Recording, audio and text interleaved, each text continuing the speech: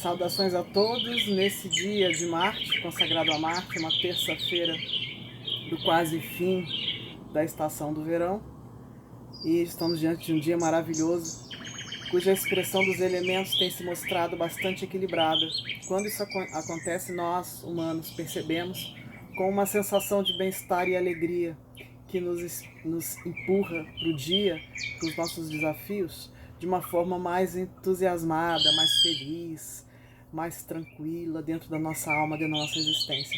Bom, eu venho agradecer aqui a oportunidade de poder conversar com vocês sobre esse tema maravilhoso que é a natureza e como é que nós, magistas, podemos trabalhar, né, fazer uso das potências, dessas forças maravilhosas, desses seres que conosco dividem essa existência nessa dimensão no planeta Terra, né, que são os seres elementais, né. Eu sou Endora, da Escola de Magos de Porto Alegre, e nós vamos falar um pouquinho sobre esse tema maravilhoso. Vamos passar aqui por algumas definições, alguns conceitos, vamos passar um pouquinho pela metodologia e no final nós vamos abordar umas curiosidades sobre o porquê de alguns rituais não funcionarem e quando funcionam de forma insípida ou demoram muito para acontecer. Existem erros que são muito básicos, muito fáceis de consertar e que no final vão fazer toda a diferença. E a gente sempre precisa entender que magia elemental necessariamente funciona através de um processo que nós chamamos de alta magia. Tá? A alta magia é aquela que objetiva colocar o homem com instâncias superiores da existência.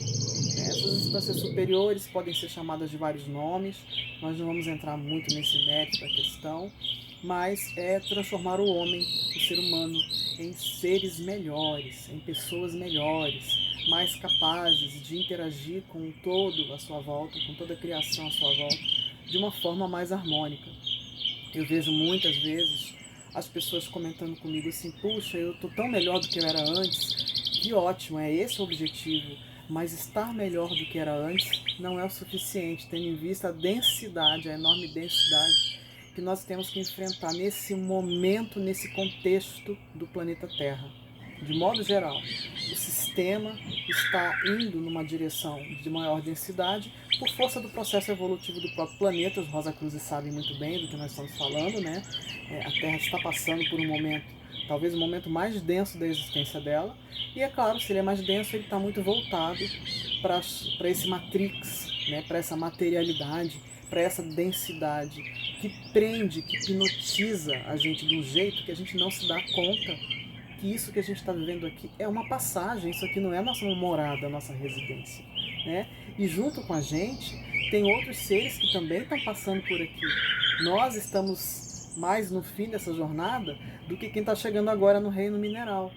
Mas todos nós passamos por essa mesma jornada, por esse mesmo caminho, com configurações talvez um pouco diferentes e tal, mas todos nós passamos aqui com uma única e exclusiva finalidade: nos tornarmos deuses, né?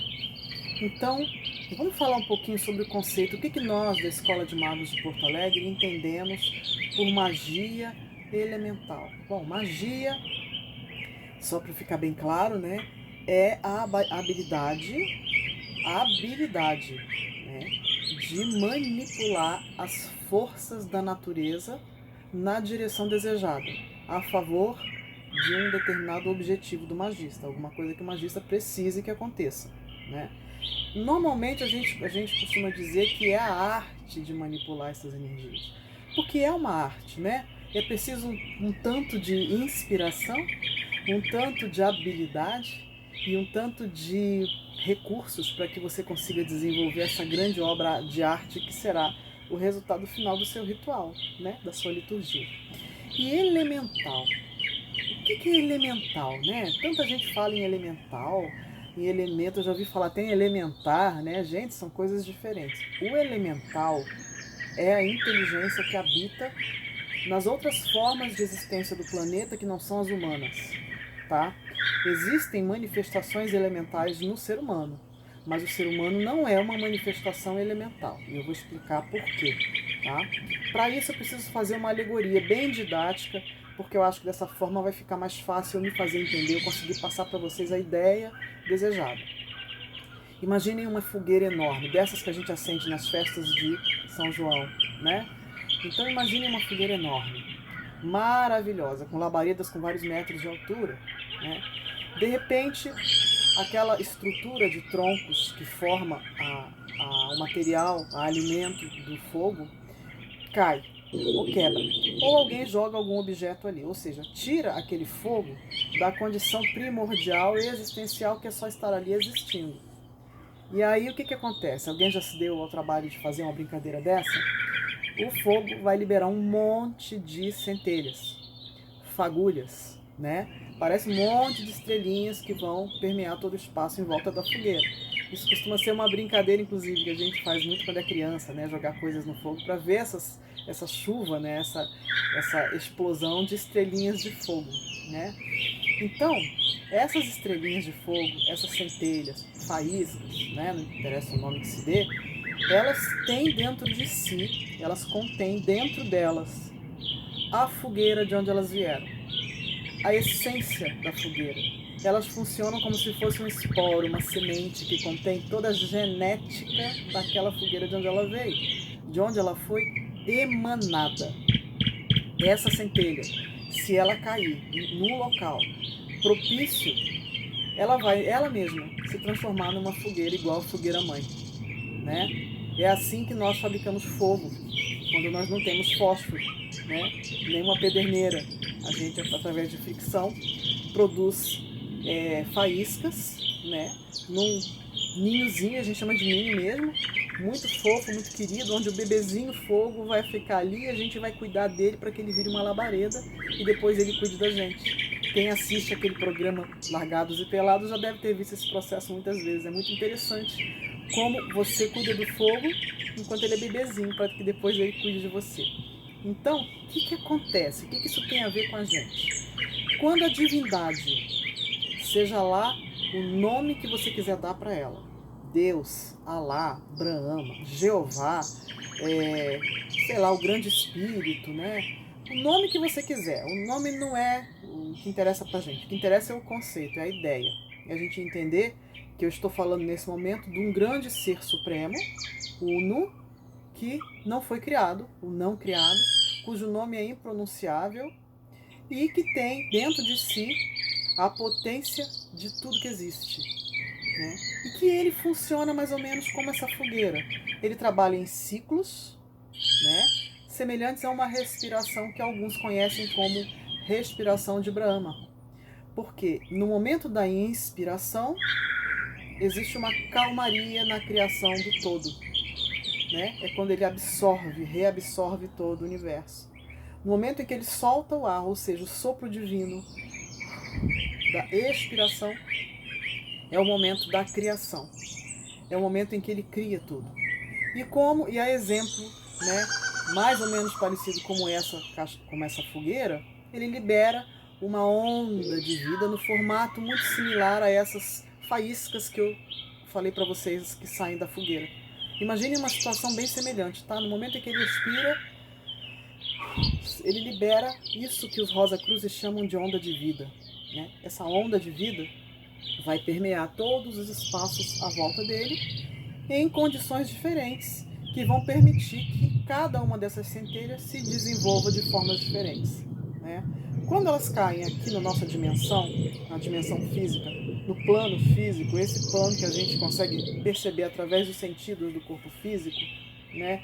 Do tato, da visão, da audição, olfato e tal, elas vão entrar nesse mundo aqui usando um veículo físico que nós conhecemos por minerais, tá? Elas entram aqui através do reino mineral. Novamente eu digo, não se atenham ao nome, tá? Porque aí se tiver algum geólogo vai querer me bater. Ah, mas reino mineral? Como assim reino? Alto lá, aqui nós estamos falando de ocultismo. As palavras não são de uso exclusivo dessa ou daquela ciência. É por isso que eu preciso explicar para vocês como é que a gente está usando esses termos aqui para que a gente se faça entender, ok? Então imaginem essa centelha divina, essa essência, essa chispa que contém o DNA divino entrando aqui no mundo material, né? com o objetivo de se tornar ela mesma uma fogueira. Então ela entra num corpo de um minério. E durante o período da evolução dessa chispazinha ali, ela vai migrando de um minério para outro, né, de uma pedra para outra, até chegar no mineral, cuja constituição física tenha propriedades mais elevadas. Por exemplo, o ouro, o diamante, são os minerais, né, de elementais dentro do reino mineral mais avançados, mais elevados. Geralmente um elemental que está encarnado, né, num corpo de um diamante, uma pedrinha de diamante, em seguidinha ele vai passar para o reino das plantas, o reino vegetal, né? Então ele passa ali um tempão, aí passa para o reino seguinte. Assim que termina a experiência dele, imersa nessa experiência, né, de minério, do reino mineral, ele migra para um corpo de um vegetal, entendeu? Aí algumas pessoas vão dizer assim, mas como que ele migra de um lado para o outro se a pedra não morre? Não, a pedra não morre, mas eu vou explicar e fica facinho de entender. Olha só, isso aqui são duas drusazinhas, né, de cristais diferentes, tá? Como isso aqui não é aula sobre cristais, eu não vou entrar no mérito da questão sobre quem é quem, porquê e para quê, tá? Mas imagina assim, ele entrou passou por um monte de minerais e passou para essa daqui, por exemplo, tá? Entrou aqui. Passou aqui o tempo necessário para aprender o que precisava nessa conformação. Quando terminou o prazo dele aqui, quando ele entendeu o que precisava entender, aprendeu o que precisava aprender, ele migra daqui para outro. E esse espaço que ficou vazio, vem uma outra chispa, um outro elemental, que estava numa outra pedrinha, migra para cá. A coisa funciona mais ou menos como a sala de aula numa escola, em que você tem uma turma que está na primeira série, aí chega no final do ano, termina o ano, elas passam para a segunda série, né? Aí aquela sala da primeira série fica vazia, mas aí quem estava lá no jardim de infância passa para a primeira série. Então ocupa a sala onde antes estava a primeira turma, né? Aí no final do ano, quem está na segunda passa para a terceira, quem está na primeira passa para a segunda e quem estava no jardim vem para a primeira. É bem parecido com uma situação como essa. Só que isso leva muitos milhões de anos. O elemental na pedra, no mineral, ele trabalha muito de uma forma diferente da que nós trabalhamos. Como uma criança trabalha de forma diferente de alguém que está fazendo doutorado, tá? Quando ele entra no mundo vegetal, no reino vegetal, né, na família dos vegetais, acontece a mesma coisa. Ele vai migrando das formas mais elementares, primitivas de plantas, de vegetais, e vai migrando de um tipo para o outro até chegar nas plantas mais evoluídas, como as roseiras, por exemplo, tá? E aí depois passa-se para o reino animal, é a mesma coisa, ok? Depois que o elemental passou pelos 3 reinos, presta atenção no que eu estou dizendo, ele vai migrar para o reino humano. Somos 4 reinos, né? Olha que interessante, 4, igual são os 4 elementos que permeiam um plano físico além do éter, né? O éter, ele é exatamente essa parte que migra de um lado para o outro. O éter, ele é a chispa divina dentro desses elementos. É o que anima esses elementos, tá? Ele é a essência, o DNA. E mais, depois nós vamos falar mais umas coisinhas para atiçar a curiosidade de vocês. E aí você vai falar assim, puxa, então qual que é a diferença do elemental, animal, vegetal, para um ser humano? Enquanto o elemental está passando pelos esses 3 reinos iniciais, ele deve, né, reportar-se a uma inteligência acima dele, que o gerencia, que o coordena, chamado de Deva Elemental. E os Rosacruzes chamam de Espírito Grupo, né? Os gnósticos chamam de Deva Elemental ou de Arcanjo, tá? Esses seres coordenam cada uma das espécies de cada um desses reinos. Então, para você poder acessar esses seres, eles estão vibrando, eles existem numa instância nas dimensões que nós temos acesso muito mais alta do que aquela que a nossa consciência vai. Então, se você chega aqui embaixo e pede ajuda para um cristal, né? Você chega aqui para o cristal e fala assim, eu preciso da sua ajuda, né? Esse cristal, ele funciona como se fosse um soldado. Ele vai se esforçar muito em te ajudar. E vai fazer isso de muito boa vontade, porque para ele é muito bom isso acontecer. Porque você acelera o processo de evolução dele. Mas tem um detalhe. Se você pede ajuda para ele e ele não tem autorização lá de cima, do Senhor que manda neles, que coordena eles, né, que é o Espírito Grupo, essa ação dele vai acontecer de uma forma limitada. Ele vai só até uma fase inicialzinha ali do mundo causal, se chegar até lá em cima. Na maior parte das vezes, ele atua sozinho no mundo da manifestação. Quem atua no mundo causal é o arcanjo, que coordena os cristais, as plantas e os animais, tá? Além do mais, vocês vão aprender que existem liturgias, existem formas para você conseguir acessar esses devas elementais. Não é só você chegar lá com o seu ego, com a sua consciência adormecida e achar que vai ser atendida por eles, porque você não consegue nem chegar perto.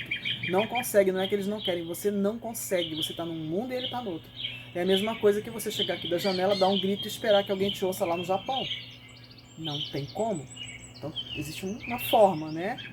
Você usar um celular astral, né? Um celular espiritual, para você discar e fazer uma conversa, uma chamada de vídeo, para você falar com o arcanjo lá. Senão você não consegue atingir, tá? Então, o que acontece aqui? Quando o elemental passa do reino animal para o reino humano, ele ganha uma coisa chamada livre-arbítrio, tá? Os Rosacruzes descrevem isso como sendo o ego interno, ou seja, ele recebe um ego interno, recebe a consciência interna, o poder de decidir sobre as coisas na vida dele, tá? O ego que eu estou falando aqui para os Rosacruzes significa a essência, tá? O ser dele, a alminha, né? O espírito dele. Para agnósticos, ego tem outro significado, tá? Mas nós recebemos esse ego quando a gente passa para a espécie humana, ou seja, todo mundo aqui já viu aqueles desenhos animados que fica o diabinho de um lado e o anjinho do outro, falando ao mesmo tempo, tentando convencer a pessoa para que lado ela vai? É isso. Vocês começam a ter os dois lados, né, dando palpite sobre o que você deve ou não fazer. Ganha o lado que você alimentar mais. E como é que se alimenta? Dando ouvido, né, dando atenção, cultuando, tá? E aí o que a gente tem que fazer é exatamente, se você quer retornar à casa do pai, mas retornar no formato de fogueira, você tem que aprender a enxergar o local onde você está, dividir o joio do trigo, se lembrar de quem você é, para você conseguir retornar sobre, né, aquela materialidade na qual você foi inserido. Isso aqui é uma passagem. Se você se deslumbra com a passagem, você esquece de onde veio, esquece quem você é. Tá? É disso que se trata algumas alegorias, entre elas a mais conhecida, que é a história do filho pródigo que retorna à casa do pai. Tá? Então, vamos lá, eu escrevi num papel aqui, senão eu me perco, tanta coisa para falar sobre esse tema, né? Senão eu começo a falar tudo menos o que interessa. Então, olha só, como é que a gente trabalha com esses elementais? Bom, a primeira coisa que você precisa lembrar para você trabalhar é saber qual é o assunto que você quer. Cada um dos elementos da natureza, tá? Os primordiais, que são a água, o fogo, a terra e o ar, e esses que estão imersos em corpos vivos, né, de minerais, vegetais, animais, todos eles têm mais poder, eles transitam melhor dentro da natureza de um dos elementos primordiais, fogo, água, terra e ar. Então você precisa conhecer o significado do fogo, da terra, da água e do ar, como é que eles atuam fora e dentro de você. Por que dentro de você? Porque se você não consegue resolver o que está dentro de você, você não resolve o que está fora de você. O Hermes Trismegisto já deixou isso muito claro. O Mestre Jesus e Essa Bento Pandirá também. E eles dois não foram os únicos, né? Ninguém vem ao Pai senão por mim. Eu sou dentro de mim. Eu sou. Não adianta olhar para fora para elogiar, para apontar defeitos se você não trabalha isso dentro de você. quer trabalhar com o elemento fogo, mas não consegue conter o fogo dentro de si, não consegue neutralizar os excessos do fogo ruim e alimentar os excessos do fogo bom. Então a pessoa se torna, quem é vítima do próprio fogo, se torna iracunda, belicosa, brigona, né? Déspota, agressiva, ciumenta, possessiva, e essas expressões que a gente tem visto pululando em todos os espaços da sociedade de um tempo para cá, né? A tendência em querer que todo mundo siga só a sua ideia. O fogo odeia ter suas ideias discordadas. Ele, na verdade, não é que ele odeia ter a ideia desafiada. Ele quer brigar. Se não fosse por isso, seria por outra razão, né? Esse é o fogo ruim. O fogo bom é aquele que te impulsiona a abrir o peito para a vida e enfrentar as vicissitudes da vida de peito aberto, que entende que a pessoa que serve de instrumento para o universo desafiar você não é teu inimigo. Ele está sendo um instrumento para que você seja obrigado a sair do ostracismo. Esse é o fogo bom. É o que provoca o movimento, é a ignição, é o que provoca o início, é a energia primordial da criação, a ação pura. Isso é o lado bom do fogo. O magista que não entende isso não é habilitado, não é apto. Nem deveria brincar com magia de espécie alguma, que dirá magia elemental, né? E o mesmo acontece com os outros elementos. O fogo, por exemplo, trabalha com essa coisa da própria labareda, né? Do calor do fogo que queima, se você chegar muito perto, se você não souber a distância, né? Mas que também te esquenta no inverno. E a água trabalha através das nossas emoções, né? Da nossa intuição, da nossa percepção extrasensorial, né? A nossa intuição, né? O sexto sentido. Mas a água trabalha com aquilo que nós sentimos, nossos sentimentos, os líquidos, né? Então nós mulheres sabemos muito bem o que significam os líquidos do nosso corpo. Funciona muito bem pelos ciclos da Lua. A Lua, né? Rege as águas. Ela define quando é que vai ser a maré cheia, quando é que vai ser a maré rasa, né? Seca e tal, vazante. E nós sentimos isso muito bem. Esse ciclo acontece no corpo feminino todo mês, acompanha certinho o ciclo da Lua. Mas além disso, né, nós temos a intuição, a sensibilidade, as emoções.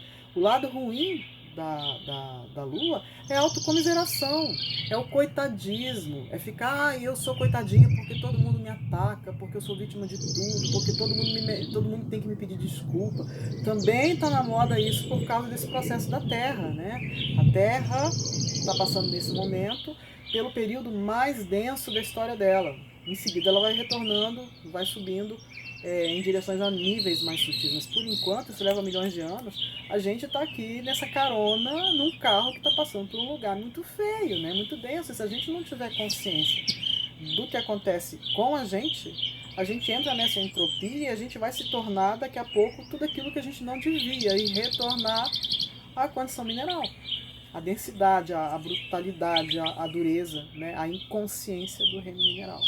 Tá? Aí o que acontece? O ar, o elemento ar, trabalha com a capacidade de comunicação.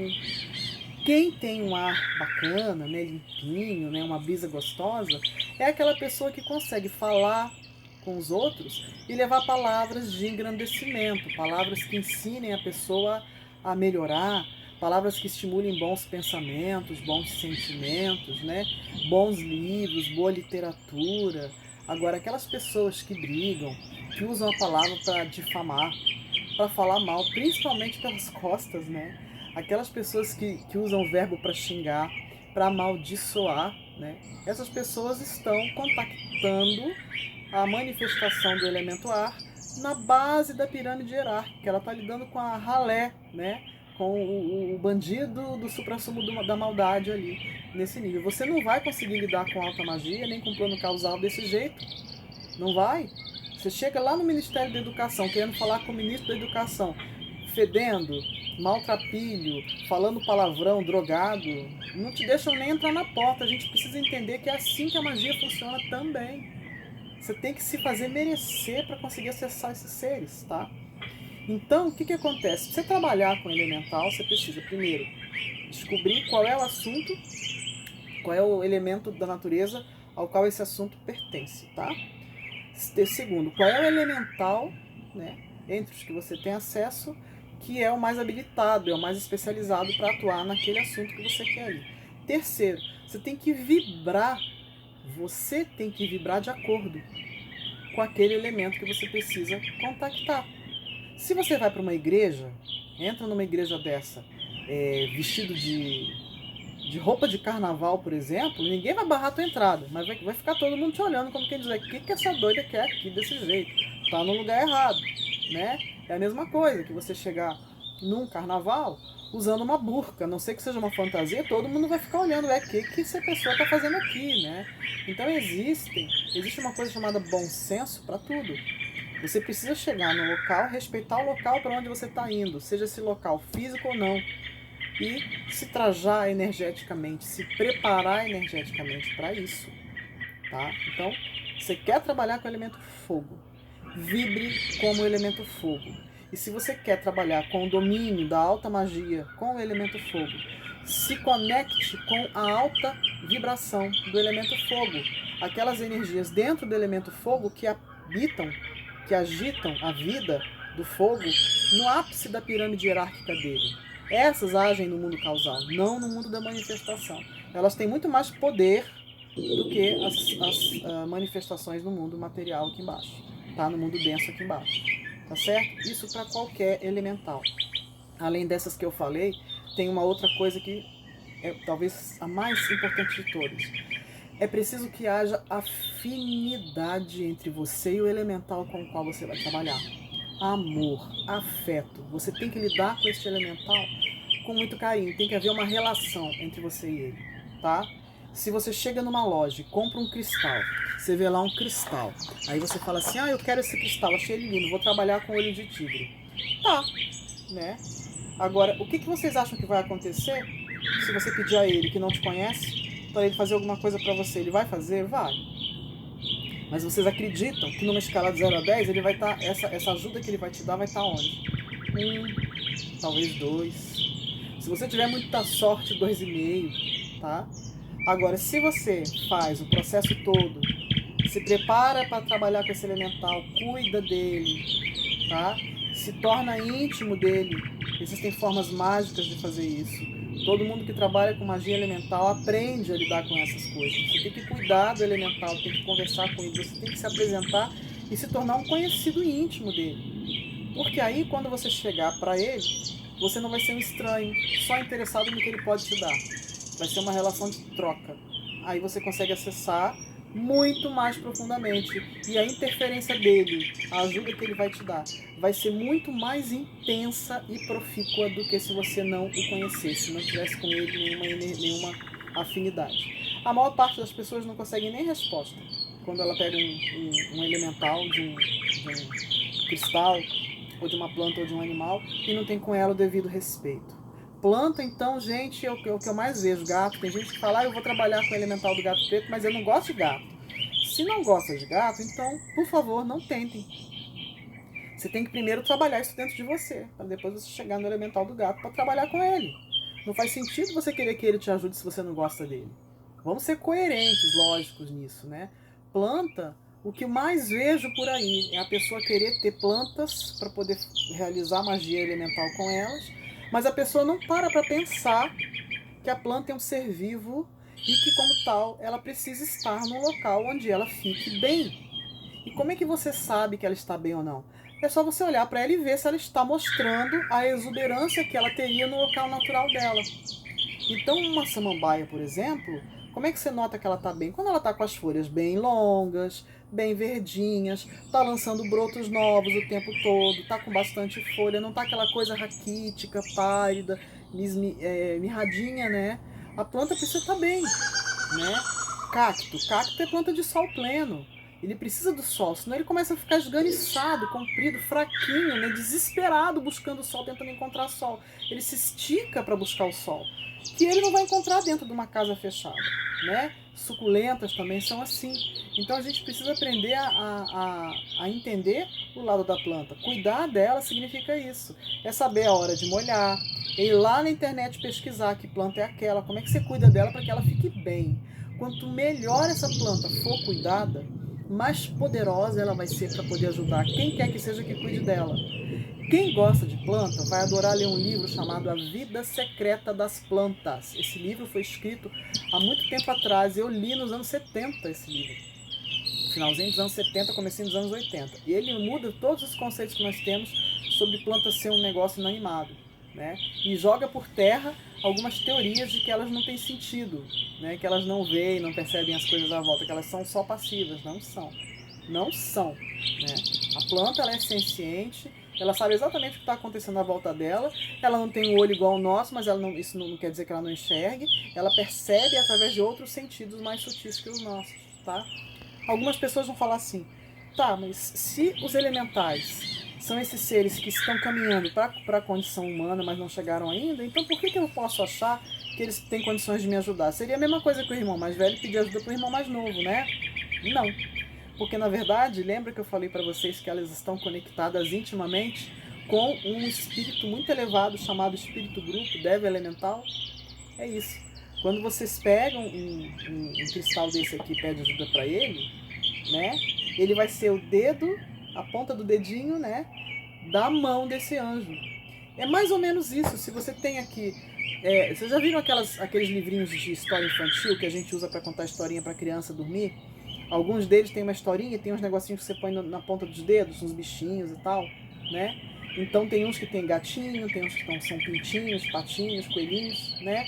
É mais ou menos assim. O elemental, ele seria a pontinha do dedo, né? Esse bichinho que a gente põe aqui, feito um dedalzinho, né? Na ponta do dedo, pra você contar uma historinha. Mas o cérebro tá lá em cima.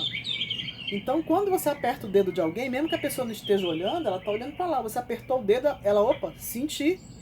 Ela sabe que está ali. E o que a gente vai fazer, magistas, é isso, é apertar o dedo para o arcanjo olhar para a gente, tá? Então, o Deva elemental habita a ponta do dedo. O Deva elemental não, o elemental habita a ponta do dedo, tá? Ele está aqui para evoluir, mas ele é coordenado por um cérebro que está lá em cima. Esse cérebro faz toda a diferença. Você tem que aprender a lidar com ele, tá? Esse cérebro, existe uma liturgia, né, para você acessá-lo.